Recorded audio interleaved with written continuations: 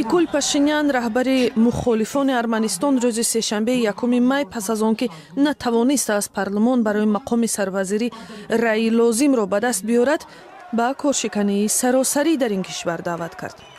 никол пашинян пешвои мухолифон ки шаби гузашта дар миёни даҳҳо ҳазор аз тарафдоронаш дар майдони ҷумҳурӣ дар маркази Ереван суханронӣ мекард гуфт: мо хиёбонҳо, фурудгоҳҳо ва роҳи оҳану метроро мебандем. дар ҷаласаи парлумони Арманистон ба тарафдории Никол Пашинян ҳамагӣ 45 нафар рай доданд, дар ҳоле ки барои расидан ба ин мақом ӯ ба 53 раи парлумон ниёз дорад. ҳизби ҷумҳурихоҳ аз 105 курсии парлумон дар ҳоли ҳозир 58 курсиро дар ихтиёр дорад.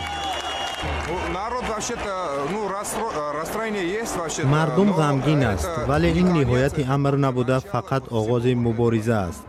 мардум муттаҳид мешавад, мардуми бештар ба мо мепайванданд. Никол мегӯяд, мардум то ҳадде зиёд хоҳад шуд ки ҳисобаш гум мешавад. мо аллакай пирӯз шудем. ҳизби ҷумҳурихоҳ пирӯзии мардумиро ба таъхир меандозаду халос.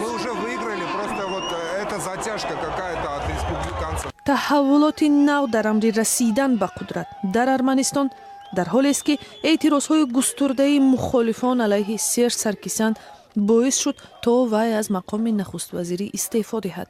Саркисян 10 сол раис ҷумҳурии Арманистон буд ва бо тағйири қонуни асосӣ дар охирин соли раёсатҷумҳуриаш ихтиёроти мақоми нахуствазириро бештар кард ва дақиқан 1 ҳафта баъд аз тарки мақоми раёсатҷумҳурӣ парлумони ин кишвар вайро ба унвони нахуствазир интихоб карда буд.